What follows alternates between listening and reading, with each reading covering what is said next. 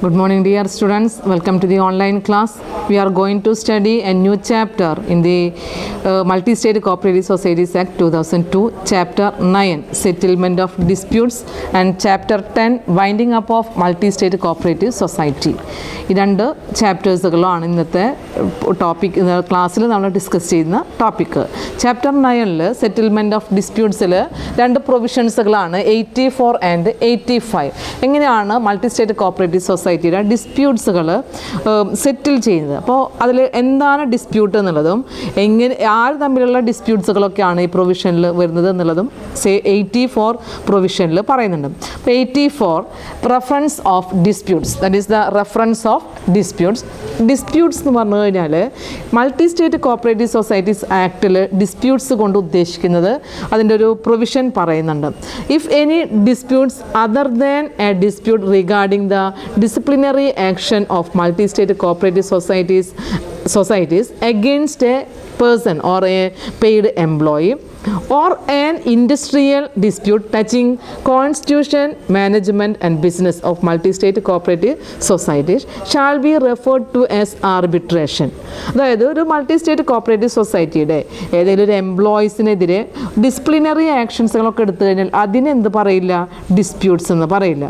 അതേസമയം ഡിസ്പ്യൂട്ട്സ് എന്ന് പറയുന്നതിന് ഇവർ ആർബിട്രേഷൻ എന്നാ പറയുക. ഈ ആർബിട്രേഷൻ ടേമിൽ വരുന്നത് മൾട്ടി സ്റ്റേറ്റ് കോപ്പറേറ്റീവ് സൊസൈറ്റിയുടെ കോൺസ്റ്റിറ്റ്യൂഷനുമായിട്ടോ മാനേജ്മെൻറ്റുമായിട്ടോ ആ ബിസിനസ് അഫെയേഴ്സുമായിട്ടോ റിലേറ്റഡ് ആയിട്ട് വരുന്ന തർക്കങ്ങളൊക്കെയാണ് ഇവിടുത്തെ ഡിസ്പ്യൂട്ട്സ് എന്നുകൊണ്ട് ഉദ്ദേശിക്കുന്നത്. ആ ഡിസ്പ്യൂട്ട്സിനെ ഈ ആക്റ്റിൽ പറയുന്ന വേർഡാണ് ആർബിട്രേഷൻ പ്രോസസ്സ്. അപ്പോൾ ഈ ആർബിട്രേഷൻ ചെയ്യാനായിട്ട് ഇങ്ങനെയുള്ളൊരു ഡിസ്പ്യൂട്ട്സുകൾ റൈസ് ചെയ്ത് കഴിഞ്ഞാൽ അത് ഡിസൈഡ് ചെയ്യാനായിട്ട് സെൻട്രൽ രജിസ്ട്രാർ ഒരു ആർബിട്രേറ്ററിനെ അപ്പോയിൻറ്റ് ചെയ്യും. അപ്പോൾ ഈ ആർബിട്രേറ്ററാണ് എന്ത് ചെയ്യുന്നത്, ഇതിൻ്റെ ഡിസിഷൻസുകളൊക്കെ എടുക്കുന്നത്, സെറ്റിൽ ചെയ്യാനായിട്ട് ചെയ്യേണ്ട ഓതറൈസ്ഡ് ആയിട്ടുള്ള പേഴ്സൺ. അപ്പോൾ ആർബിട്രേറ്ററിനെ അപ്പോയിൻറ്റ് ചെയ്ത് സെൻട്രൽ രജിസ്ട്രാറാണ്. ഇനി അടുത്ത പോയിന്റിൽ ആര് തമ്മിലൊക്കെയാണ് ഡിസ്പ്യൂട്ട്സുകൾ ഉണ്ടാകുക എന്നുള്ളതാണ് വളരെ ഡീറ്റെയിൽ ആയിട്ട് ഈ പ്രൊവിഷനിൽ പറയുന്നത്. Number 1, disputes may be among member, past member or a person's claiming through cooperative societies of A past member, deceased member or present member. ഒന്നുകിൽ പഴയ മെമ്പർമാരും അല്ലെങ്കിൽ പാസ്റ്റ് മെമ്പർമാരും തമ്മിലാവാം, അല്ലെങ്കിൽ ഒരു തേർഡ് പാർട്ടി സൊസൈറ്റിയുടെ മെമ്പർക്കെതിരെയോ പാസ്റ്റ് മെമ്പർക്കെതിരെയോ അല്ലെങ്കിൽ ഡിസീസ്ഡ് മെമ്പർക്കെതിരെയോ ഉണ്ടാകുന്ന ഡിസ്പ്യൂട്ട്സുകളും എന്തായി മാറും, ഡിസ്പ്യൂട്ടുകളായി മാറും. അപ്പം അങ്ങനെ ഉണ്ടാകുന്ന എന്തെങ്കിലും മിസ്അണ്ടർസ്റ്റാൻഡിങ് എന്നുള്ളതല്ല, സൊസൈറ്റിയുടെ കോൺസ്റ്റിറ്റ്യൂഷനും മാനേജ്മെൻറ്റും ബിസിനസ് അഫെയേഴ്സുമായി റിലേറ്റഡ് ആയിട്ടുള്ള എല്ലാ കാര്യങ്ങളുമാണ് ഈ ആർബിട്രേഷൻ അല്ലെങ്കിൽ ഡിസ്പ്യൂട്ട്സിൽ വരുന്നത്. പക്ഷെ അത് ആരൊക്കെ തമ്മിലാവാം, മെമ്പർ ആൻഡ് പാസ്റ്റ് മെമ്പർ, അല്ലെങ്കിൽ A member against A person including claim through member, past member or diseased member. ഇനി മറ്റൊരു കേസ് പറയുന്നത് between member, past member, person claiming through A member, past member or diseased member or A multi state cooperative societies it's board, officer, agent, employee and liquidator of past and present.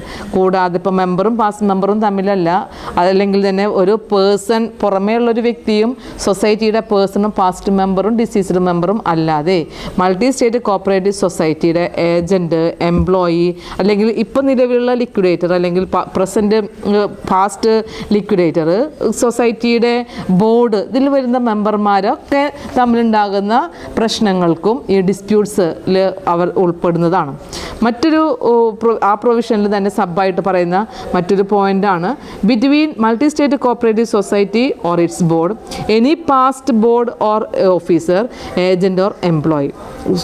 സൊസൈറ്റിയും അതുപോലെ തന്നെ past member, deceased member, agent, employee, കൂടാതെ past officer, past agent, past employee, ഇതായിട്ട് വരുന്ന സൊസൈറ്റിയും ഈ വ്യക്തികളുമായി വരുന്ന തർക്കങ്ങൾ, കൂടാതെ സൊസൈറ്റിയും ഡിസീസ്ഡ് മെമ്പറുടെ legal heirs or representatives, deceased agent, deceased employee, ഇങ്ങനെയുള്ള കേസുകളിലും ഡിസ്പ്യൂട്ട്സ് എന്ന് പറയുന്ന ആ ഒരു സ്റ്റാറ്റസിലേക്ക് അതിനെടുക്കാവുന്നതാണ്. അപ്പോൾ മെമ്പേഴ്സ് തമ്മിൽ മാത്രമല്ല, സൊസൈറ്റിയും മെമ്പർമാരും തമ്മിൽ, സൊസൈറ്റിയിലത്തെ മെമ്പർമാരെന്ന് പറയുമ്പോൾ പാസ്റ്റ് മെമ്പർ ആവാം, ഡിസീസ്ഡ് മെമ്പർ ആവാം, അല്ലെങ്കിൽ പാസ്റ്റ് മെമ്പറുടെയും ഡിസീസ്ഡ് മെമ്പറുടെയും ലീഗൽ ഹയേഴ്സ് തമ്മിലുള്ള സൊസൈറ്റിയുമായിട്ടുണ്ടാകുന്ന പ്രശ്നങ്ങളാവാം, അല്ലെങ്കിൽ പാസ്റ്റ് ആയിട്ടുള്ള ബോർഡോ അല്ലെങ്കിൽ അവരുടെ ഏജൻറ്റോ ഓഫീസേഴ്സുമായിട്ടുള്ള പ്രോബ്ലംസുകളും ഈ പറയുന്ന ഡിസ്പ്യൂട്ട്സിൽ ഉണ്ടാകാവുന്നതാണ്. ഇനി മറ്റൊരു കേസ് പറയുന്നത് മൾട്ടി സ്റ്റേറ്റ് കോപ്പറേറ്റീവ് സൊസൈറ്റിയും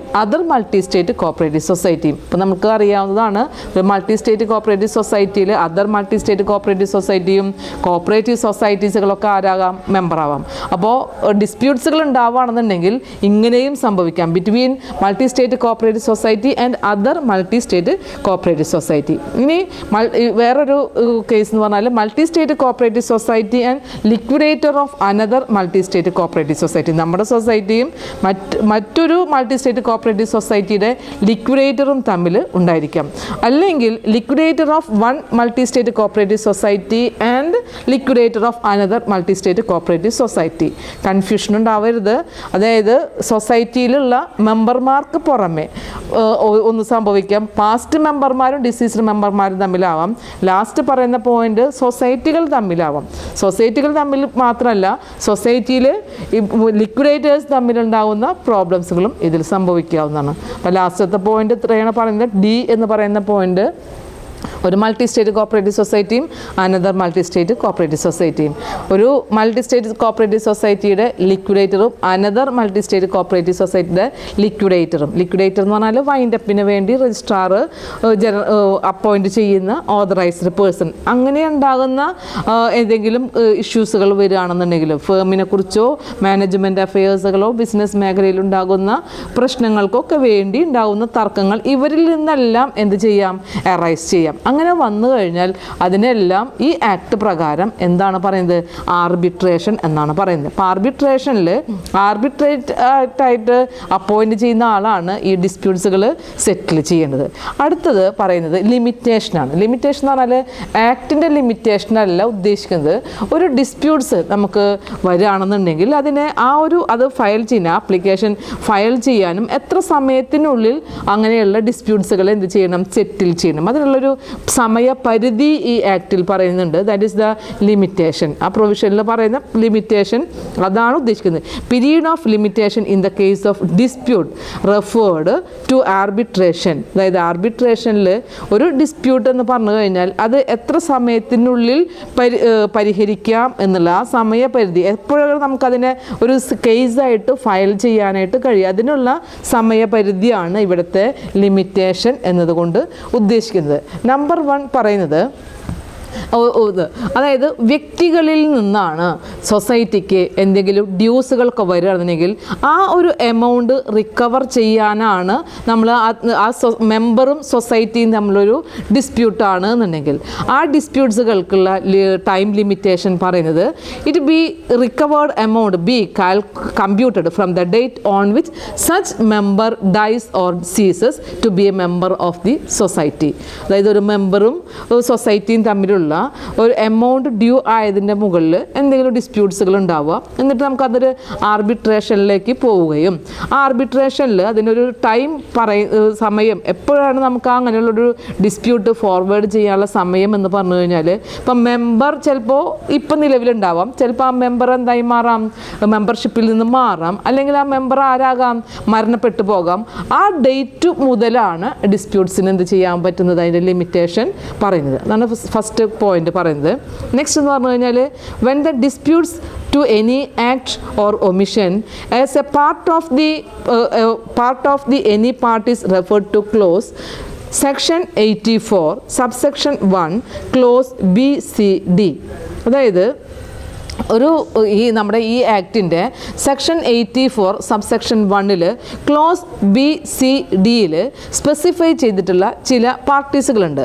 അപ്പോൾ ആ പാർട്ടീസുകളിൽ നിന്നും ഏതെങ്കിലും തരത്തിലുള്ള ഇഷ്യൂസുകൾ എറൈസ് ചെയ്യുകയാണെന്നുണ്ടെങ്കിൽ ആ ആക്ട് സംഭവിച്ചത് മുതലോ അല്ലെങ്കിൽ ആ ആക്ട് ഒമിറ്റ് ചെയ്ത ഡേറ്റ് മുതലോ 6 വർഷത്തിനുള്ളിലാണ് എന്ത് ചെയ്യേണ്ടത്, ഈ പറയുന്ന കേസ് ഫയൽ ചെയ്യേണ്ടതും അതിനുള്ള ആർബിട്രേഷൻ ഒരു ഡിസിഷൻ എടുക്കേണ്ടതും. അപ്പോൾ എന്നാണ് രണ്ടാമത്തെ കേസ് പറഞ്ഞത്, ഇപ്പോൾ മെമ്പറും സൊസൈറ്റിയും തമ്മിലുള്ള കേസാണെന്നുണ്ടെങ്കിൽ ആ മെമ്പറിൻ്റെ ഡേറ്റ് സെസേഷൻ പീരീഡ് വിരമിച്ച ഡേറ്റ് മുതൽ അല്ലെങ്കിൽ അയാൾ മരണപ്പെടുകയാണെങ്കിൽ അന്നത്തെ ഡേറ്റ് മുതലുള്ളതാണ് കാൽക്കുലേറ്റ് ചെയ്യേണ്ടത്. മറ്റൊരെണ്ണം എന്ന് പറഞ്ഞു കഴിഞ്ഞാൽ സൊസൈറ്റിയിൽ ഈ ആക്ട് പ്രകാരം 84 സെക്ഷനിൽ subsection 1 clause B C D എന്ന് പറയുന്ന ക്ലോസുകളിൽ ചില പാർട്ടീസുകളെ സ്പെസിഫൈ ആയിട്ട് എന്ത് ചെയ്തിട്ടുണ്ട്, പാർട്ടീസുകളെ റെഫർ ചെയ്തിട്ടുണ്ട്. അവരിൽ നിന്നും എന്തെങ്കിലും ആക്ടുകളോ ഒമിഷൻസുകളോ ഒക്കെ വരികയാണ് എന്നുണ്ടെങ്കിൽ ആ കേസുകളെ എങ്ങനെയാണ് ആ ഒരു ആർബിട്രേഷനിൽ ഡിസൈഡ് ചെയ്യേണ്ടതെന്ന് ചോദിച്ചു കഴിഞ്ഞാൽ ആ ഡേറ്റ് അവരെന്ന മുതലാണോ ആ ആക്ട് ഒമിറ്റ് ചെയ്തിട്ടുള്ളത് അല്ലെങ്കിൽ അവർ തമ്മിലുള്ള ആ ഒരു ആക്ട് നെഗ്ലിജൻ്റ് ആയിട്ടുള്ള ഒരു ആക്റ്റായിട്ട് മാറിയിട്ടുള്ളത് അന്ന് മുതൽ 6 വർഷത്തിനുള്ളിൽ നമുക്ക് എന്ത് ചെയ്യാം, ഡിസ്പ്യൂട്ട്സുകളായിട്ട് അതിനെ പരിഗണിക്കാം. സി എന്ന് പറയുന്ന പോയിന്റിൽ പറയുന്നത് ഇലക്ഷനുമായിട്ട് ബന്ധപ്പെട്ടുള്ളതാണ്. ഇപ്പോൾ ഇലക്ഷനുമായി ബന്ധപ്പെട്ട് നമ്മൾ നേരത്തെ പറഞ്ഞ മെമ്പർ ബോർഡ് അല്ലെങ്കിൽ സൊസൈറ്റി ബോർഡ് തമ്മിൽ എന്ത് സംഭവിക്കാം, ഡിസ്പ്യൂട്ട് സംഭവിക്കാം. അപ്പോൾ ബോർഡിൻ്റെ ഇലക്ഷൻ നടത്തുന്നതുമായി ബന്ധപ്പെട്ടുകൊണ്ട് ഉണ്ടാകുന്ന ഒരു ഡിസ്പ്യൂട്ട്സിനെ കുറിച്ചാണ് ഇവിടെ സിയിൽ പറയുന്നത്. When the dispute in respect of the election of N officer be a month from the date of the declaration of the result of the election. ഇലക്ഷനുമായി ബന്ധപ്പെട്ടുകൊണ്ട് എന്തെങ്കിലും ഡിസ്പ്യൂട്ട്സുകൾ റൈസ് ചെയ്യുകയാണെങ്കിൽ ചിലപ്പോൾ ബോർഡ് മെമ്പർക്കോ അല്ലെങ്കിൽ മറ്റ് മെമ്പർമാർക്കോ എന്ത് ചെയ്യാം, ഈ പറയുന്ന ഒരു ആർബിട്രേഷനിൽ കേസ് ഫയൽ ചെയ്യാം, ഫോർവേഡ് ചെയ്യാം. അങ്ങനെ വന്നു കഴിഞ്ഞാൽ അത് എത്ര സമയത്തിനുള്ളിലാണ് അത് ചെയ്ത് തീർക്കുന്നത് എന്ന് ചോദിച്ചു കഴിഞ്ഞാൽ ഇലക്ഷൻ കഴിഞ്ഞു റിസൾട്ട് പ്രഖ്യാപിച്ച് 1 മാസത്തിനുള്ളിലായിരിക്കണം അതുമായി ബന്ധപ്പെട്ട് വരുന്ന തർക്കങ്ങളെ എന്ത് ചെയ്യേണ്ടത്, ഫോർവേഡ് ചെയ്യേണ്ടത്. എങ്കിൽ നമുക്ക് ആർബിട്രേഷനിൽ നിന്ന് എന്ത് കിട്ടുള്ളൂ, ന്യായമായിട്ടുള്ള ഡിസിഷൻസുകൾ കിട്ടുള്ളൂ. അപ്പോൾ ഇലക്ഷനുമായി ബന്ധപ്പെട്ടുകൊണ്ട് 1 മാസത്തിനുള്ളിലായിരിക്കണം. മറ്റേ ഒമിഷൻ അങ്ങനെയുള്ള ആക്ടുകളൊക്കെ ആണെന്നുണ്ടെങ്കിൽ 6 വർഷത്തിനുള്ളിലായിരിക്കണം. മെമ്പർമാരുമായി ബന്ധപ്പെട്ടുള്ള കേസുകളൊക്കെ ആണെങ്കിൽ അവരൊന്നുകിൽ ആ മെമ്പർഷിപ്പിൽ നിന്നും വിരമിച്ചതിന് ശേഷം അല്ലെങ്കിൽ ആ മെമ്പർ എന്ന് പറയുന്ന വ്യക്തി ചിലപ്പോൾ മരണപ്പെടുക, ഒരു ഡിസീസ്ഡ് മെമ്പർ ആവുക ചെയ്തു കഴിഞ്ഞാൽ അന്നത്തെ ഡേറ്റ് മുതലാണ് നമ്മൾ ഈ പറയുന്ന പീരീഡ് ഓഫ് ലിമിറ്റേഷൻ ആ പീരീഡിനെ കാൽക്കുലേറ്റ് ചെയ്യേണ്ടത്. നെക്സ്റ്റ് എന്ന് പറഞ്ഞു കഴിഞ്ഞാൽ ഇനി വേറെ 2 പ്രൊവിഷൻ കൂടെ പറയുന്നുണ്ട്. അതായത് ഈ പറയുന്ന സെക്ഷൻസുകളിലല്ലാതെ ഉള്ള പാർട്ടീസുമായിട്ട് വരുന്ന വ്യക്തികൾക്ക് അവർക്ക് എങ്ങനെയാണ് ആ ഡിസ്പ്യൂട്ട്സുകൾക്ക് ഫോർവേഡ് ചെയ്യാനായിട്ട് പറ്റുക എന്നുള്ളത് അതിൻ്റെ സെക്ഷൻ പറയുന്നത് ഇത്രയാണ്. അതായത് മൾട്ടി സ്റ്റേറ്റ് കോപ്പറേറ്റീവ് സൊസൈറ്റീസ് ആക്ടിൻ്റെ സബ് സെക്ഷനിൽ മെൻഷൻ ചെയ്തിട്ടുള്ള വ്യക്തികൾ ഒഴികെയുള്ള ഡിസ്പ്യൂട്ട്സുകളൊക്കെ എങ്ങനെയാണ് ഡീൽ ചെയ്യുക. അതായത് ലിമിറ്റേഷൻ ആക്ട് 1963 പറയുന്ന പ്രൊവിഷൻസുകൾക്ക് വിധേയമായിട്ടായിരിക്കും അതിൻ്റെ കാലപരിധി പറയുക. അതായത് ഇപ്പം നമ്മൾ പറഞ്ഞ സബ്സെക്ഷൻ 1 പറഞ്ഞില്ലേ, ആ പറഞ്ഞതിൻ്റെ ഉള്ളിൽ എന്താ പറഞ്ഞത്, 6 മാസത്തിനുള്ളിലൊക്കെയാണ് എന്ത് ചെയ്യാൻ, 6 വർഷത്തിനുള്ളിലാണ് ഡിസ്പ്യൂട്ട്സുകളൊക്കെ ഉണ്ടെന്നുണ്ടെങ്കിൽ അത് പരിഹരിച്ച് തീർക്കേണ്ടത്. ഇതല്ലാതെയുള്ള ഡിസ്പ്യൂട്ടുകൾ വ്യക്തികളുമായിട്ടൊക്കെ ഉണ്ടാകാവുന്ന കേസുകളൊക്കെ എറൈസ് ചെയ്യാം. സബ്സെക്ഷൻ 1 പറയാത്ത കേസുകൾ പാർട്ടീസുകളൊക്കെ വരികയാണെന്നുണ്ടെങ്കിൽ അവർ ഡീൽ ചെയ്യേണ്ടത് നമ്മൾ സാധാരണ ഒരു സിവിൽ കോർട്ടിൽ പോയി കഴിഞ്ഞാൽ എങ്ങനെയാണ് ഒരു നിയമത്തിൻ്റെ മുന്നിൽ കാര്യങ്ങൾ ചെയ്തു തീർക്കേണ്ടത്, ആ സമയപരിധിയാണ് സബ്സെക്ഷൻ 1 അല്ലാത്ത കേസുകൾക്കുള്ള ടൈം ലിമിറ്റേഷൻ എന്ന് പറയുന്നത്. അതാണ് സെക്കൻഡ് പോയിന്റ്, നന്നായി മനസ്സിലാക്കണം. സബ്സെക്ഷൻ 1 പറയാത്ത പാർട്ടീസുമായി ബന്ധപ്പെട്ട് വരുന്ന കേസുകളൊക്കെ ആണെങ്കിൽ ലിമിറ്റേഷൻ ആക്ട് 1963 എന്തൊക്കെയാണോ അവർ റെഗുലേഷൻസുകൾ പറഞ്ഞിട്ടുള്ളത്, ഒരു സിവിൽ കോർട്ടിൽ പോയി കഴിഞ്ഞാൽ സിവിലായിട്ടുള്ള എന്തെങ്കിലും ആക്ടുമായി ബന്ധപ്പെട്ട് കൊണ്ടുവരുന്ന കേസുകളൊക്കെ ഡീൽ ചെയ്യുന്ന ആ ഒരു ടൈം പീരീഡാണ് അതിൻ്റെ ലിമിറ്റേഷൻ എന്ന് പറയുന്നത്.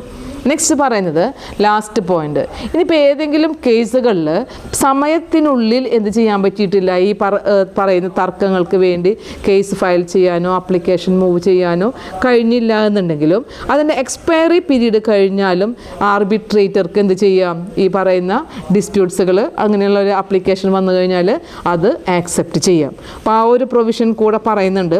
സബ്സെക്ഷനിൽ പ്രത്യേകമായിട്ട് ഒരു ക്ലോസ് പറയുകയാണ്. Subsection 1 and 2. സബ്സെക്ഷൻ 1 പറഞ്ഞത് ഒമിഷൻ ആക്ടുകൾ, 2 പറയുന്നുണ്ട് ആർബിട്രേറ്റർക്ക് കൃത്യമായ സമയത്തിനുള്ളിൽ ഇതുപോലുള്ള ഡിസ്പ്യൂട്ട്സുമായി ബന്ധപ്പെട്ടുകൊണ്ടുള്ള ഫയലുകളോ അല്ലെങ്കിൽ അപ്ലിക്കേഷൻസുകളോ ഒന്നും ഫോർവേഡ് ചെയ്യാനായിട്ട് കഴിഞ്ഞില്ല. പക്ഷെ അവർക്ക് എന്തുണ്ട്, കംപ്ലയിൻറ്റുകളുണ്ട്. അങ്ങനെ വരികയാണെന്നുണ്ടെങ്കിൽ ആ കംപ്ലയിൻറ്റുകളെ ആക്സെപ്റ്റ് ചെയ്യുന്ന, നമ്മൾ പറഞ്ഞു ടൈം പീരീഡ്, ഈ ലിമിറ്റേഷനിൽ അതിൻ്റെ ടൈം പീരീഡാണ്. ഇലക്ഷനുമായി ബന്ധപ്പെട്ടതാണെങ്കിൽ ഇലക്ഷൻ്റെ റിസൾട്ട് വന്ന് ഒരു മാസത്തിനുള്ളിൽ തന്നെ എന്ത് ചെയ്യണം, ആ ഒരു തീർപ്പ് നടപ്പിലാക്കാനായിട്ട് ശ്രദ്ധിക്കുക ചെയ്യുന്നത്. പക്ഷെ ഇതൊന്നും ഇവർ സമയത്തിനുള്ളിൽ ചെയ്തില്ലെങ്കിൽ അങ്ങനെയുള്ള കേസുകളും ആർബിട്രേറ്റർക്ക് ആക്സെപ്റ്റ് ചെയ്യാം. അതിന് വേണ്ട ഒരു കണ്ടീഷൻ എന്ന് പറഞ്ഞു കഴിഞ്ഞാൽ അത് കേസ് എന്തുകൊണ്ട് മൂവ് ചെയ്തില്ല അല്ലെങ്കിൽ അത് ഫോർവേഡ് ചെയ്യാത്തതിൻ്റെ വ്യക്തമായിട്ടുള്ള കാരണങ്ങൾ ആർബിട്രേറ്റർക്ക് ബോധ്യപ്പെടുകയാണെന്നുണ്ടെങ്കിൽ, if applicant satisfies the arbitrator that he has sufficient cause for referring the dispute within such period, ആ സമയത്തിനുള്ളിൽ ചെയ്തു തീർക്കാൻ പറ്റാത്തതിൻ്റെ ഒരു കാരണം ബോധ്യപ്പെടുത്താൻ അപ്ലിക്കൻറ്റിന് കഴിയുകയും അത് ആർബിട്രേറ്റർ സാറ്റിസ്ഫൈ ചെയ്യുന്നുണ്ടെന്നുണ്ടെങ്കിൽ ഈ പറയുന്ന ടൈം ലിമിറ്റ് കഴിഞ്ഞാലും അത് ലാഗ് ചെയ്ത് കഴിഞ്ഞാലും ആർബിട്രേറ്റർക്ക് ആ ഡിസ്പ്യൂട്ട്സിൻ്റെ ആപ്ലിക്കേഷൻ ആക്സെപ്റ്റ് ചെയ്യാവുന്നതാണ്. ഇത്രയാണ് നമ്മൾ ഈ പറയുന്ന സെറ്റിൽമെൻറ്റ് ഓഫ് ഡിസ്പ്യൂട്ട് എന്ന് പറയുന്ന പോയിന്റിൽ പറയുന്നത്. First one, reference of dispute. എന്താണ് ഡിസ്പ്യൂട്ട് എന്താണെന്നാണ് പറഞ്ഞത്. ഇനി ഡിസ്പ്യൂട്ടുകൾ വന്നു കഴിഞ്ഞാൽ എത്ര സമയത്തിനുള്ളിലാണത് നമ്മൾ ഫോർവേഡ് ചെയ്യേണ്ടത്. തീരുമാനങ്ങളൊക്കെ എടുക്കുന്നത് ആർബിട്രേറ്ററാണ്.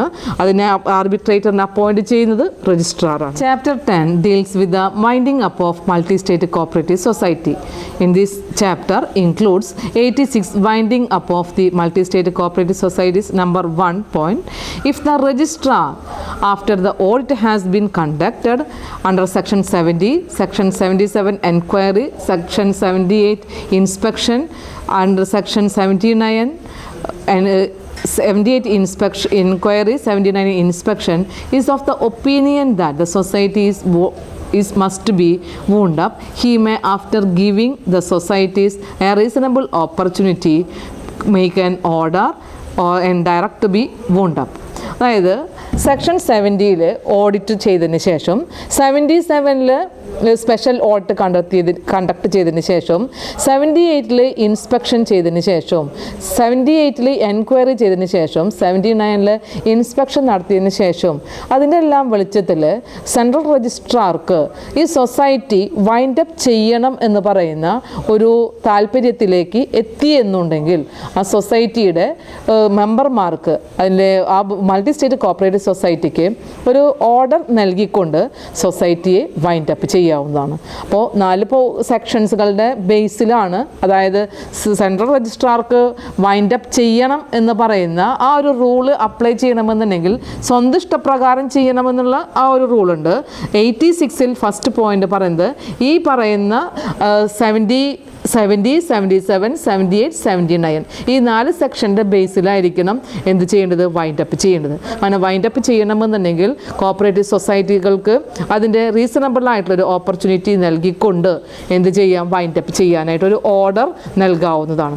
നെക്സ്റ്റ് നമ്പർ 2 പോയിന്റ്, സെൻട്രൽ രജിസ്ട്രാർക്ക് നേരിട്ട് തന്നെ എന്ത് ചെയ്യാം, വൈൻഡ് അപ്പിന് വേണ്ടിയുള്ള താല്പര്യം എടുക്കാവുന്നതാണ്. അപ്പം അങ്ങനെ ചെയ്യണമെന്നുണ്ടെങ്കിൽ അവിടെയും മൾട്ടി സ്റ്റേറ്റ് കോപ്പറേറ്റീവ് സൊസൈറ്റിയുടെ ബോർഡിനും സൊസൈറ്റി മെമ്പർമാർക്കും ഒരു റീസണബിൾ ആയിട്ടുള്ള ഓപ്പർച്യൂണിറ്റി പ്രൊവൈഡ് ചെയ്യണം. ഇങ്ങനെ വൈൻഡ് അപ്പ് ചെയ്യാൻ ഉദ്ദേശിക്കുന്നുണ്ട് എന്നുണ്ടെങ്കിൽ ആ ഇൻഫർമേഷൻ അവരെ അറിയിക്കുകയും അതിൻ്റേതായിട്ടുള്ള നടപടികളിലേക്ക് പോകുന്നതിന് മുമ്പ് ഇനി കോപ്പറേറ്റീവ് സൊസൈറ്റി എക്സിസ്റ്റ് ചെയ്യാനോ റീഫങ്ഷൻ ചെയ്യാനോ ഉദ്ദേശിക്കുന്നുണ്ടെങ്കിൽ അതിനുള്ള സമയമൊക്കെ കൊടുക്കുക എന്നുള്ളതാണ് റീസണബിൾ ആയിട്ടുള്ള ഓപ്പർച്യൂണിറ്റി കൊണ്ട് ഉദ്ദേശിക്കുന്നത്. അങ്ങനെ എന്ത് ചെയ്യാം, സ്വന്തം ഇഷ്ടപ്രകാരം ചെയ്യാം. സ്വന്തം ഇഷ്ടത്തിന് അങ്ങനെ ചെയ്യണം എന്നുണ്ടെങ്കിൽ 2 കണ്ടീഷൻസുകൾ വരുന്നുണ്ട്. വരുന്നുണ്ടെങ്കിൽ മാത്രമേ എന്ത് ചെയ്യാനായിട്ട് പാടുള്ളൂ, ഈ ഒരു സ്റ്റെപ്പ് സ്വീകരിക്കാനായിട്ട് പാടുള്ളൂ. ഫസ്റ്റ് കണ്ടീഷൻ പറയുന്നത്, അതായത് സെൻട്രൽ രജിസ്ട്രാർക്ക് നേരിട്ട് ഈ ഒരു വൈൻഡിങ് അപ്പിൻ്റെ പ്രോസസ് ചെയ്യാനായിട്ട് വരുന്ന ഒരു സ്റ്റെപ്പ് എന്ന് പറഞ്ഞു കഴിഞ്ഞാൽ, എല്ലാ സൊസൈറ്റിയും ഫോം ചെയ്യണമെന്നുണ്ടെങ്കിൽ അറ്റ്ലീസ്റ്റ് 50 മെമ്പേഴ്സ് ഉണ്ടായിരിക്കണം. അപ്പോൾ ആ 50 മെമ്പേഴ്സിനേക്കാളും റെഡ്യൂസ് ചെയ്തു ഇപ്പോഴത്തെ നമ്പർ ഓഫ് മെമ്പേഴ്സ് എന്ന് കാണുകയാണെന്നുണ്ടെങ്കിൽ മൾട്ടി സ്റ്റേറ്റ് കോപ്പറേറ്റീവ് സൊസൈറ്റി എന്ത് ചെയ്യാം, വൈൻഡ് അപ്പ് ചെയ്യാനുള്ള ഓർഡർ നൽകാവുന്നതാണ്. സെക്കൻഡ് കേസ് പറയുന്നത്, ഇപ്പോൾ ഫസ്റ്റ് കേസ് പറയുന്നത് if the members is reduced to less than 50. Number 2 point പറയുന്നത്, ഒരു കോപ്പറേറ്റീവ് സൊസൈറ്റി രജിസ്റ്റർ ചെയ്തതിന് ശേഷം 6 മന്ത്സിനുള്ളിൽ സൊസൈറ്റി എന്ത് ചെയ്യണം, ഫങ്ഷൻ ചെയ്യണം. എന്തിനു വേണ്ടിയാണോ സൊസൈറ്റി രൂപീകരിച്ചത് അതിൻ്റെ ബിസിനസ് കാര്യങ്ങളിൽ അത് സ്റ്റാർട്ട് ചെയ്യണം. ഇനി ആ 6 മാസത്തിനുള്ളിൽ ചെയ്തില്ല എന്നുണ്ടെങ്കിൽ അതിൻ്റെ ഡേറ്റ് എന്ത് ചെയ്യാം, സൊസൈറ്റിക്കല്ല രജിസ്ട്രാർക്ക് വേണമെങ്കിൽ എക്സ്റ്റെൻഡ് ചെയ്യാം. അതിനുശേഷവും അത് ഫങ്ഷൻ ചെയ്യുന്നില്ല എന്നുണ്ടെങ്കിൽ ആ സൊസൈറ്റിയുടെ പ്രിൻസിപ്പിൾസ് അനുസരിച്ച് കൊണ്ട് അത് സ്റ്റോപ്പ് ചെയ്യാൻ ഉദ്ദേശിക്കുന്നുണ്ട് എന്ന് മനസ്സിലാവുകയാണെന്നുണ്ടെങ്കിൽ ആ കേസുകളിലും കോപ്പറേറ്റീവ് രജിസ്ട്രാർക്ക് സ്വന്തം ഓർഡർ നൽകിക്കൊണ്ട് തന്നെ സൊസൈറ്റിയെ വൈൻഡ് അപ്പ് ചെയ്യാവുന്നതാണ്. അപ്പോൾ സൊസൈറ്റിയുടെ വൈൻഡ് അപ്പിനുള്ള മറ്റൊരു കാരണമാണ് പറയുന്നത്. ആദ്യം പറഞ്ഞ കാരണം ഒന്നുകിൽ audit, special audit, enquiry, inspection. അതിൻ്റെ ബേസിൽ എന്ത് ചെയ്യാം, സൊസൈറ്റി നടത്തിക്കൊണ്ട് പോകുന്നത് സ്യൂട്ടബിൾ അല്ല എന്ന് തോന്നുകയാണെങ്കിൽ വൈൻഡ് അപ്പ് ചെയ്യാം. സെക്കൻഡ് കേസ് പറഞ്ഞത് സ്വന്തം ഇഷ്ടപ്രകാരം സെൻട്രൽ രജിസ്ട്രാർക്ക് ചെയ്യാം, പക്ഷെ അതെന്തായിരിക്കണം, number of members is reduced to less than 50 and the society should not be started within the prescribed time after the registration. Third case പറയുന്നത് എന്ന് വെച്ച് കഴിഞ്ഞാൽ, ഇനിയിപ്പോൾ സൊസൈറ്റി വൈൻഡ് അപ്പ് ചെയ്യണമെന്ന് പറയുന്ന ഒരു ഓർഡർ ഇട്ടതിന് ശേഷം അത് വേണമെങ്കിൽ ക്യാൻസൽ ചെയ്യാം. അത് ഇനിയിപ്പോൾ എന്ത് ചെയ്യുക, വൈൻഡ് അപ്പ് ചെയ്യേണ്ടതെന്ന് പറയുന്ന തീരുമാനത്തിലേക്ക് എത്താം. അങ്ങനെ ചെയ്യുകയാണ് എന്നുണ്ടെങ്കിൽ അതും ഉചിതമാണ് എന്നുള്ളതാണ് പറയുന്നത്. Central registrar may cancel the order of the wind up at any time in any case where in his opinion the society should continue to exist. അതായത് വൈൻഡ് അപ്പ് ചെയ്യാനുള്ള ഓർഡർ ഇട്ടു, പക്ഷേ ഒരു റീസണബിൾ ആയിട്ടുള്ള ഓപ്പർച്യൂണിറ്റി പ്രൊവൈഡ് ചെയ്തപ്പോൾ അതിലുള്ള മെമ്പേഴ്സിൻ്റെ ഒക്കെ decision പ്രകാരം സൊസൈറ്റിയിൽ എന്തോ ഒരു ഇഷ്യൂ ഉള്ളതാണെങ്കിൽ അതിനെല്ലാം സോൾവ് ചെയ്തുകൊണ്ട് സൊസൈറ്റീനെ ഫങ്ഷൻ ചെയ്യാമെന്ന് തീരുമാനിക്കുന്നുണ്ട് എന്നുണ്ടെങ്കിൽ ആ ഏത് സമയം വേണമെങ്കിലും എന്ത് ചെയ്യാം, ആ ഓർഡർ ക്യാൻസൽ ചെയ്യാവുന്നതാണ്. നെക്സ്റ്റ് എന്ന് പറഞ്ഞു കഴിഞ്ഞാൽ, ഏതെങ്കിലും സൊസൈറ്റി ഇങ്ങനെ എന്ത് ചെയ്യാണ്, വൈൻഡ് അപ്പ് ചെയ്യാനായിട്ട് ഉദ്ദേശിക്കുന്നുണ്ട് എന്നുണ്ടെങ്കിൽ ആ സൊസൈറ്റിയിൽ മെമ്പർമാരായിട്ടിരിക്കുന്ന ആളുകൾ, ഇനി ഫിനാൻഷ്യലായിട്ടുള്ള ഇൻസ്റ്റിറ്റ്യൂഷൻസുകളൊക്കെ ഉണ്ട് എന്നുണ്ടെങ്കിൽ അവരിനെ ഈ പറയുന്ന ഓർഡർ വൈൻഡ് അപ്പ് ചെയ്യുന്നതിൻ്റെ ഓർഡറിൻ്റെ കോപ്പി രജിസ്റ്റേർഡ് പോസ്റ്റായിട്ട് തന്നെ എന്ത് ചെയ്തിരിക്കണം, സെൻഡ് ചെയ്തിരിക്കണം. അത് ഒരു റൂളാണ്. നിർബന്ധമായിട്ടും multi state cooperative society wind up ചെയ്യാൻ ഉദ്ദേശിക്കുന്നുണ്ടെങ്കിൽ ആ മൾട്ടി സ്റ്റേറ്റ് കോപ്പറേറ്റീവ് സൊസൈറ്റിയിലെ മെമ്പർമാരായിട്ട് മറ്റേതെങ്കിലും ഫിനാൻഷ്യലായിട്ടുള്ള ഇൻസ്റ്റിറ്റ്യൂഷൻ, കോപ്പറേറ്റീവ് ബാങ്കുകളൊക്കെ ആരാവാം, മെമ്പർമാരാവാം. അങ്ങനെയൊക്കെ വരികയാണ് എന്നുണ്ടെങ്കിൽ അവരെ ഇൻഫോം ചെയ്തിരിക്കണം എന്ന് പറയുന്ന ഒരു റൂളും ഇവിടെ പറയുന്നുണ്ട്. മറ്റൊരു റൂൾ പറയുന്നത്, no cooperative bank shall not be wound up except the previous sanction in writing from the RBI. Cooperative ബാങ്കുകളെ നേരിട്ടതുപോലെ എന്ത് ചെയ്യാൻ പറ്റില്ല, വൈൻഡ് അപ്പ് ചെയ്യാനായിട്ട് പറ്റില്ല. അതിനുവേണ്ടി പ്രീവിയസ് ആയിട്ടുള്ള സാങ്ഷൻ ഇൻ റൈറ്റിങ്ങിൽ ആയിട്ട് തന്നെ RBIയുടെ കയ്യിൽ നിന്ന് കിട്ടിയിരിക്കണം. അപ്പോൾ RBIയുടെ കയ്യിൽ നിന്ന് സാങ്ഷൻ കിട്ടിയെങ്കിൽ മാത്രമേ വൈൻഡ് അപ്പ് ചെയ്യാൻ കോപ്പറേറ്റീവ് ബാങ്കുകളെ അനുവദിക്കുന്നുള്ളൂ. നെക്സ്റ്റ് പറഞ്ഞത്, central registrar shall make an order for wind up if the resolution has passed in general meeting. അതായത് വൈൻഡ് അപ്പ് ചെയ്യണമെന്നുണ്ടെങ്കിലും എന്ത് ചെയ്യണം, ഒരു ഓർഡർ കൊടുക്കണമെന്നുണ്ടെങ്കിൽ ആദ്യം പ്രൊസീജിയർ ഉണ്ടായിരിക്കണം. എല്ലാ കാര്യങ്ങളും തീരുമാനിക്കുന്നത് ജനറൽ മീറ്റിങ്ങിൽ ജനറൽ ബോർഡാണ് അല്ലേ, അവിടുത്തെ ജനറൽ ബോഡിയാണ്. അപ്പോൾ ജനറൽ ബോഡിയുമായിട്ടുള്ളൊരു തീരുമാനം എടുക്കുകയും അവിടെ മെജോറിറ്റി ആയിട്ടുള്ള 2/3 മെമ്പേഴ്സ് പ്രസൻ്റ് ആവുകയും വോട്ടിംഗ് ചെയ്തതിന് ശേഷം മാത്രമേ എന്ത് ചെയ്യാനായിട്ട് പാടുള്ളൂ, സൊസൈറ്റി വൈൻഡ് അപ്പ് ചെയ്യാനുള്ള തീരുമാനം എടുക്കാനായിട്ട് പാടുള്ളൂ. കാരണം സൊസൈറ്റിയിൽ ഇങ്ങനെയുള്ളൊരു പ്രശ്നമുണ്ട് എന്നുള്ളത് ജനറൽ ബോഡി അറിയുകയും ജനറൽ ബോഡിയുടെ താല്പര്യപ്രകാരമാണ് ഇത് ചെയ്യുന്നത് എന്നുള്ളത് എടുക്കാനും വേണ്ടിയാണ് ഈ ഒരു തീരുമാനം ചെയ്യേണ്ടത്. നെക്സ്റ്റ് പറയുന്നത് 87. ഇപ്പോൾ വൈൻഡിങ് അപ്പുമായി റിലേറ്റഡ് ആയിട്ട് വരുന്ന പോയിൻറ്റ്സുകളാണ് നമ്മൾ ഇത്രയും പറഞ്ഞത്. സെൻട്രൽ രജിസ്ട്രാർക്ക് സെക്ഷൻസുകൾ പ്രകാരം ചെയ്യാം. അതായത് audit special audit, inspection, enquiry, അതുപോലെ തന്നെ സൊസൈറ്റി രജിസ്റ്റർ ചെയ്തിട്ടും ഫങ്ഷൻ ചെയ്യുന്നില്ലെങ്കിൽ അല്ലെങ്കിൽ സൊസൈറ്റിയിലെ മെമ്പേഴ്സിൻ്റെ എണ്ണം കുറയാണെന്നുണ്ടെന്നുണ്ടെങ്കിൽ ഈ കേസുകളിലൊക്കെ എന്ത് ചെയ്യാം? വൈൻഡപ്പ് ചെയ്യാം. പിന്നെ വൈൻഡപ്പുമായി റിലേറ്റഡ് ആയിട്ട് വന്ന മറ്റൊരു പോയിൻ്റായിരുന്നു, അതായത് ഏത് സമയം വേണമെന്നുണ്ടെങ്കിലും ക്യാൻസൽ ചെയ്യാം, വൈൻഡപ്പ് ചെയ്യാനുള്ള ഓർഡറിനെ ക്യാൻസൽ ചെയ്യാം. കോപ്പറേറ്റീവ് ബാങ്കുകളൊക്കെ ആണെന്നുണ്ടെങ്കിൽ റിസർവ് ബാങ്കിൻ്റെ സാങ്ഷനോടുകൂടെ മാത്രമേ വൈൻഡപ്പ് ചെയ്യാനായിട്ട് പാടുള്ളൂ. ലാസ്റ്റ് പോയിന്റ് വൈൻഡപ്പുമായി റിലേറ്റഡ് ആയിട്ട് വന്നത്, വൈൻഡപ്പ് ചെയ്യണമെന്ന് പറയുന്ന ഒരു തീരുമാനം ബോർഡിലെ മെജോറിറ്റി മെമ്പേഴ്സ്, ബോർഡിൻ്റെ അല്ല ജനറൽ ബോഡിയിലെ 2/3 മെമ്പേഴ്സും അറ്റൻഡ് ചെയ്യുകയും അവർ വോട്ടിംഗ് എടുത്തതിന് ശേഷം മാത്രമേ തീരുമാനിക്കാനായിട്ട് പാടുള്ളൂ. അടുത്ത പോയിന്റ് പറയുന്നത് winding up of cooperative bank. നമ്മൾ നേരത്തെ പറഞ്ഞു കോപ്പറേറ്റീവ് ബാങ്കുകൾ വൈൻഡപ്പ് ചെയ്യണമെന്നുണ്ടെങ്കിൽ പ്രീവിയസ് ആയിട്ടുള്ള സാങ്ഷൻ ഉണ്ടായിരിക്കണം. അപ്പോൾ ആ ഒരു പോയിൻ്റാണ് ഇവിടെ പറയുന്നത്. The central registrar shall make an order for winding up of cooperative bank if so required by the reserve bank under the circumstances mentioned in the section 13D of DICGC Act 1961. അതായത് deposit insurance credit guarantee corporation act 1961 അതിലെ section 13D പ്രകാരം ചില സർക്കംസ്റ്റൻസുകളിൽ reserve ബാങ്കിൽ തന്നെ എന്ത് ചെയ്യാവുന്നതാണ്? Cooperative ബാങ്കുകളെ വേണമെന്നുണ്ടെങ്കിൽ വൈൻഡപ്പ് ചെയ്യാം. അങ്ങനെയുള്ള സിറ്റുവേഷൻസുകൾ അറൈസ് ചെയ്തു എന്നുണ്ടെങ്കിൽ സെൻട്രൽ രജിസ്ട്രാർക്ക് കോപ്പറേറ്റീവ് ബാങ്കുകൾ വൈൻഡപ്പ് ചെയ്യാനായിട്ട് തീരുമാനിക്കാം. എന്താണ് കണ്ടീഷൻ പറഞ്ഞത്? DICGC Act 1961 13D എന്ന് പറയുന്ന സെക്ഷൻ പ്രകാരം ചില സർക്കംസ്റ്റൻസുകളിൽ RBIക്ക് തോന്നുകയാണ് കോപ്പറേറ്റീവ് ബാങ്കുകൾ വൈൻഡപ്പ് ചെയ്യണം എന്നുള്ളത്. അങ്ങനെ വരുന്ന കേസുകളിൽ സെൻട്രൽ രജിസ്ട്രാർക്ക് എന്ത് ചെയ്യാം? വൈൻഡപ്പ് ചെയ്യുക, കോപ്പറേറ്റീവ് ബാങ്കുകളെ വൈൻഡപ്പ് ചെയ്യാം. മറ്റൊരു കേസ് പറയുന്നത് 88 ആണ്, reimbursement to the deposit insurance corporation by liquidator.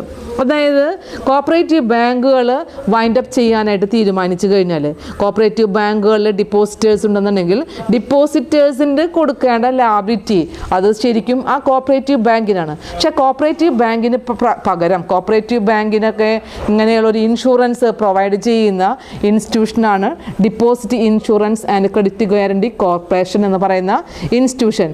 ആ ഇൻസ്റ്റിറ്റ്യൂഷനാണ് ഈ കോപ്പറേറ്റീവ് ബാങ്കിന് വേണ്ടി ഡിപ്പോസിറ്റേഴ്സിൻ്റെ എമൗണ്ട് പേ ചെയ്യുന്നത്. അപ്പോൾ ഡിപ്പോസിറ്റേഴ്സിൻ്റെ പേ ചെയ്യണമെന്ന് പറയുന്ന ലാബിലിറ്റി ഇപ്പോൾ ആർക്കാണ്? DICGക്കാണ്. അപ്പോൾ ആ DICGC അത് പ്രൊവൈഡ് ചെയ്ത് കഴിഞ്ഞാൽ ആ എമൗണ്ട് കോപ്പറേറ്റീവ് ബാങ്കിൻ്റെ ലിക്വിഡേറ്ററിൽ നിന്നും റീഇംബേഴ്സ് ചെയ്യാവുന്നതാണ്. കോപ്പറേറ്റീവ് ബാങ്ക് വൈൻഡപ്പ് ചെയ്ത് കഴിഞ്ഞാൽ വൈൻഡപ്പ് ചെയ്യുന്ന ആ സമയത്ത് കൊടുക്കേണ്ടതായിട്ടുള്ള ലാബിലിറ്റി DIC കൊടുക്കും. പക്ഷേ ആ എമൗണ്ട് ആരുടെ കയ്യിൽ നിന്ന് റിക്കവർ ചെയ്യും? സൊസൈറ്റിയിൽ നിന്ന് റിക്കവർ ചെയ്യും. അപ്പോൾ സൊസൈറ്റിയുടെ അസറ്റുകളോ പ്രോപ്പർട്ടീസുകളോ ഫണ്ടുകളോ ഉണ്ടെന്നുണ്ടെങ്കിൽ അതെല്ലാം അസസ് ചെയ്യുന്നതും അതിൻ്റെ ലാബിലിറ്റി ചെയ്ത് കൊടുക്കുന്നതൊക്കെ മറ്റുള്ളവർക്ക് കൊടുക്കുന്നതൊക്കെ ആരാണ്? ലിക്വിഡേറ്ററുടെ പവറാണ് അല്ലെങ്കിൽ ഡ്യൂട്ടിയാണ്. അപ്പോൾ ആ ലിക്വിഡേറ്ററുടെ കയ്യിൽ നിന്ന് ആ എമൗണ്ട് കൊടുത്ത ഡിപ്പോസിറ്റ് ഇൻഷുറൻസ് കോർപ്പറേഷൻ ഡിപ്പോസിറ്റേഴ്സിന് കൊടുത്ത എമൗണ്ട് തിരിച്ചു വാങ്ങിക്കാനുള്ള റൈറ്റ് ഉണ്ട്. നെക്സ്റ്റ് പറയുന്നത് 89 ലിക്വിഡേറ്റർ എന്ന് പറയുന്ന പോയിൻ്റാണ്. എന്താണ് ലിക്വിഡേറ്റർ എന്ന് പറഞ്ഞു കഴിഞ്ഞാൽ, അപ്പോൾ what you mean by liquidator? ലിക്വിഡേറ്റേഴ്സിൻ്റെ പവർ ഓഫ് ലിക്വിഡേറ്റർ എന്ന് പറയുന്ന രണ്ട് പ്രൊവിഷൻസുകൾ ഇതിൽ 89 ആൻഡ് 90 പറയുന്നുണ്ട്. സെൻട്രൽ രജിസ്ട്രാറുടെ ഓർഡർ പ്രകാരം സെക്ഷൻ 86 പ്രകാരം വൈൻഡപ്പ് ചെയ്യാൻ തീരുമാനിക്കുകയാണെന്നുണ്ടെങ്കിൽ മൾട്ടി സ്റ്റേറ്റ് കോപ്പറേറ്റീവ് സൊസൈറ്റിയെ വൈൻഡപ്പ് ചെയ്യുന്നതിന് വേണ്ടി ഒരു ലിക്വിഡേറ്ററിനെ രജിസ്ട്രാർക്ക് അപ്പോയിൻറ്റ് ചെയ്യാം. അപ്പോയിൻറ്റ് ചെയ്യുമ്പോൾ രജിസ്ട്രാർ തന്നെയാണ് ലിക്വിഡേറ്ററുടെ റെമ്യൂണറേഷൻ ഫിക്സ് ചെയ്യേണ്ടത്. അപ്പോൾ സെക്ഷൻ 86 പ്രകാരം സൊസൈറ്റിയെ വൈൻഡപ്പ് ചെയ്യാൻ തീരുമാനിക്കുന്നുണ്ടെന്നുണ്ടെങ്കിൽ ഒരു സ്പെഷ്യൽ ആയിട്ടുള്ള ഓർഡർ നൽകിക്കൊണ്ട് ഒരു ലിക്വിഡേറ്ററിനെ സെൻട്രൽ രജിസ്ട്രാർക്ക് അപ്പോയിൻറ്റ് ചെയ്യാവുന്നതാണ്. അപ്പോയിൻറ്റ് ചെയ്യുന്ന ലിക്വിഡേറ്ററുടെ റെമ്യൂണറേഷൻ ഫിക്സ് ചെയ്യേണ്ടതും സെൻട്രൽ രജിസ്ട്രാർ തന്നെയാണ്. നെക്സ്റ്റ് എന്ന് പറഞ്ഞു കഴിഞ്ഞാൽ ലിക്വിഡേറ്റർ അപ്പോയിൻറ്റ് ചെയ്ത് കഴിഞ്ഞാൽ ഇനി അടുത്തത് ലിക്വിഡേഷനുമായി റിലേറ്റഡ് ആയിട്ടുള്ള പ്രൊസീജിയേഴ്സിലേക്ക് കടന്നു വരലാണ്. അപ്പോൾ സൊസൈറ്റിയുടെ മൾട്ടി സ്റ്റേറ്റ് കോപ്പറേറ്റീവ് സൊസൈറ്റി ഏത് ഇൻസ്റ്റിറ്റ്യൂഷനാണോ വേണ്ടി ലിക്വിഡേറ്ററിനെ അപ്പോയിൻറ്റ് ചെയ്തെങ്കിൽ അവിടെയുള്ള സൊസൈറ്റിയുടെ ബുക്സ് ഓഫ് അക്കൗണ്ട് ലിക്വിഡേഷനുമായി ബന്ധപ്പെട്ടുകൊണ്ട് സൊസൈറ്റിയുടെ ബുക്സ് ഓഫ് അക്കൗണ്ടുകൾ, അതുപോലെ തന്നെ അതുമായി ബന്ധപ്പെട്ടുള്ള ഡോക്യുമെൻസുകൾ, അതുപോലെ തന്നെ സൊസൈറ്റിയുടെ പ്രോപ്പർട്ടീസുകൾ, മറ്റെന്തെങ്കിലും അസറ്റ്സുകൾ ഉണ്ടെന്നുണ്ടെങ്കിൽ അതെല്ലാം ഹോൾഡ് ചെയ്യാനും അയാളുടെ കസ്റ്റഡിയിൽ വെക്കാനുള്ള അധികാരം ഇപ്പോൾ ആർക്കുണ്ട്?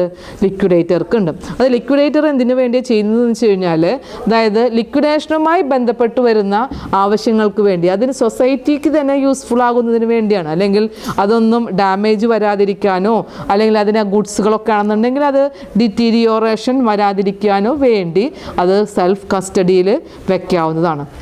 ഇനി സൊസൈറ്റിയുടെ ലിക്വിഡേഷൻ എന്ന് പറഞ്ഞു കഴിഞ്ഞാൽ ഇപ്പം ഇന്നൊരു ഓർഡർ ഇട്ട് കഴിഞ്ഞാലും ചിലപ്പോൾ 1-2 വർഷം കഴിയും ആ വൈൻഡപ്പ് പീരീഡ്, വൈൻഡപ്പ് എന്ന് പറയുന്ന ഒരു പ്രോസസ്സ് കംപ്ലീറ്റ് ചെയ്യാനായിട്ട്. അതുവരെ സൊസൈറ്റിക്ക് ഒരു ബിസിനസ് റൺ ചെയ്യണം എന്നുണ്ടെങ്കിൽ ആ ഫങ്ഷൻ ചെയ്യാനും ലിക്വിഡേറ്റർക്ക് പവറുണ്ട്. ആ ഫങ്ഷൻ ചെയ്യാനായിട്ടും എന്തൊക്കെയാണ് സൊസൈറ്റിക്ക് ചെയ്യാനുള്ളതെങ്കിൽ അത് കണ്ടിന്യൂ ചെയ്യാനായിട്ടും ലിക്വിഡേറ്റർക്ക് സഹായിക്കാവുന്നതാണ്.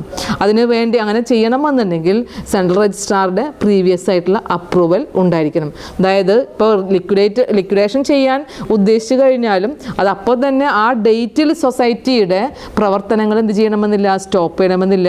സൊസൈറ്റിക്ക് കണ്ടിന്യൂ ചെയ്യണമെന്നുണ്ടെങ്കിൽ ബിസിനസ്സുകൾ എന്ത് ചെയ്യാം, കണ്ടിന്യൂ ചെയ്യാം.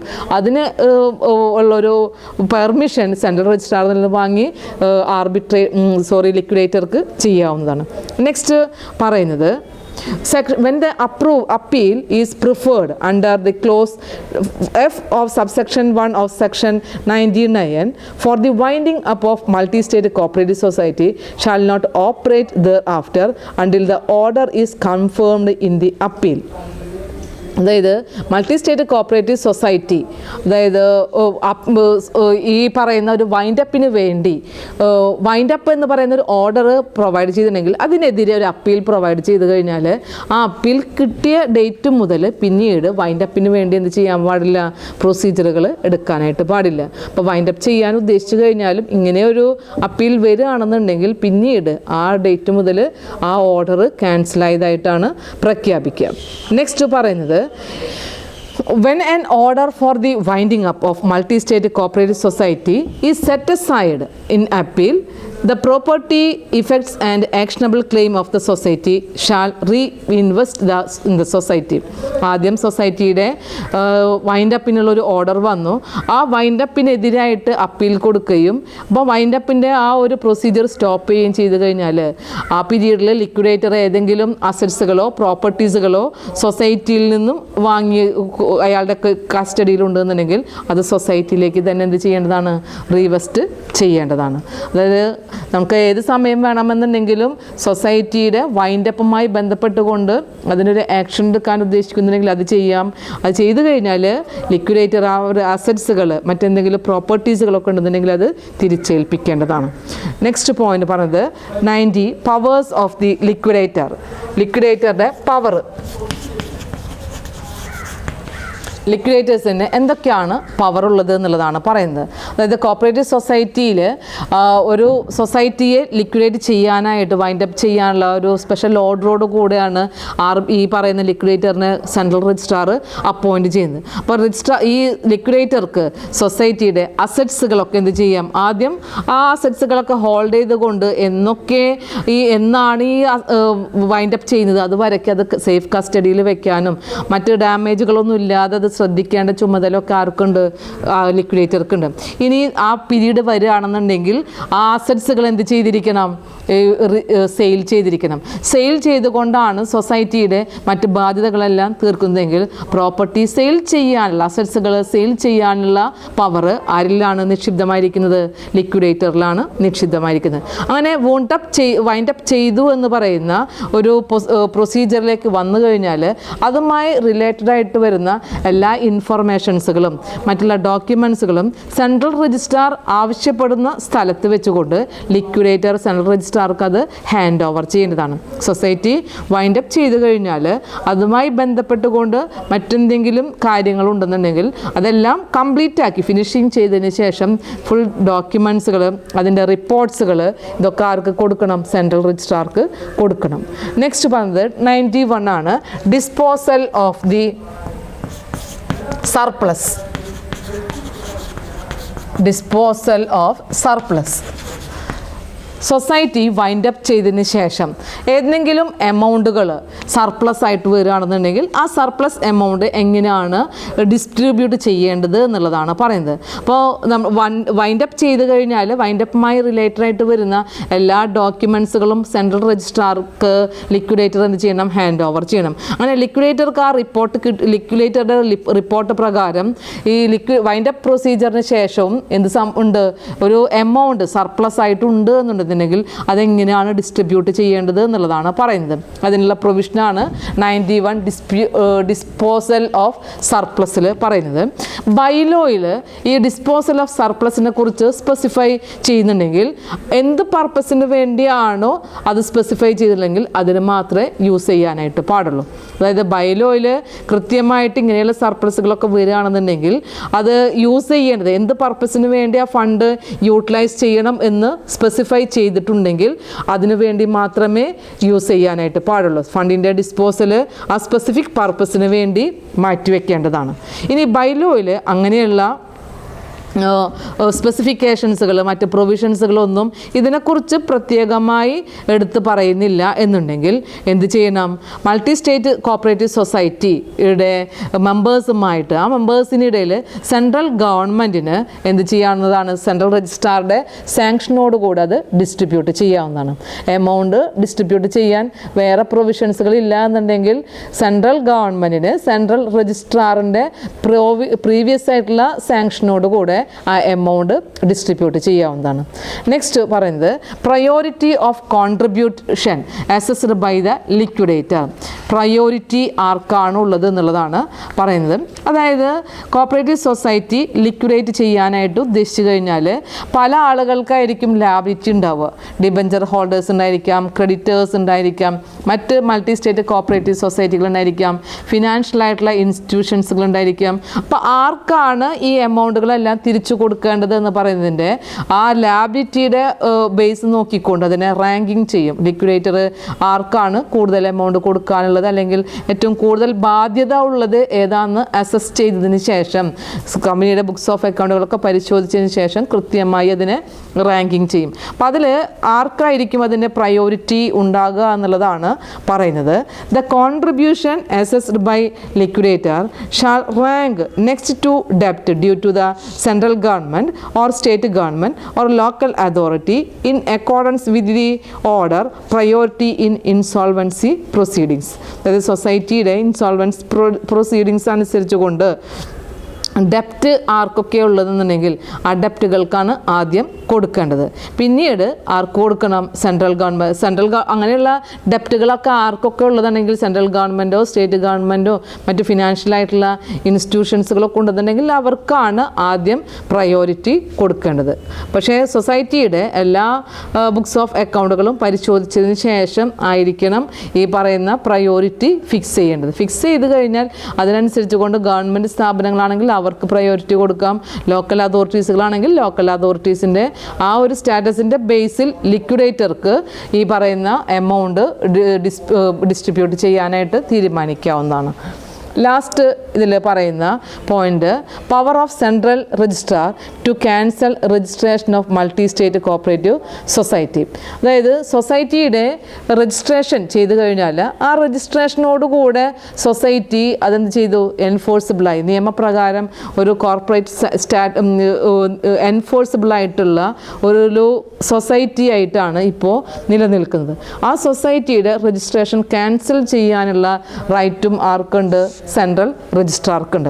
അപ്പോൾ സെൻട്രൽ രജിസ്ട്രാർക്ക് ഇങ്ങനെ എപ്പോഴാണ് അതിൻ്റെ രജിസ്ട്രേഷൻ ക്യാൻസൽ ചെയ്യാനുള്ള സർക്കംസ്റ്റൻസ് എന്നുള്ളതാണ് 93 പ്രൊവിഷനിലെ 1 and 2 പറയുന്നത്.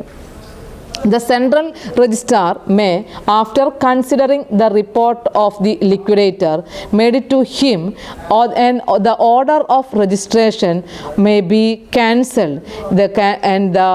From that date, it shall be considered dissolved.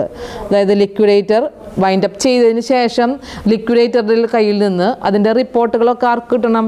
Central രജിസ്ട്രാർക്ക് കിട്ടണം. അപ്പോൾ സെൻട്രൽ രജിസ്ട്രാർക്ക് അത് കിട്ടിയതിന് ശേഷം എന്ത് ചെയ്യും? ഇനി സൊസൈറ്റി ഇപ്പോൾ നിലവിലില്ല എന്നുള്ളത് കാണിക്കാനായിട്ട് അതിൻ്റെ രജിസ്ട്രേഷൻ ആയിട്ടും അതുപോലെ തന്നെ അത് ഡിസോൾവ് ചെയ്തതായിട്ടും ഡിക്ലെയർ ചെയ്യാനുള്ളൊരു ഓർഡർ നൽകാവുന്നതാണ്.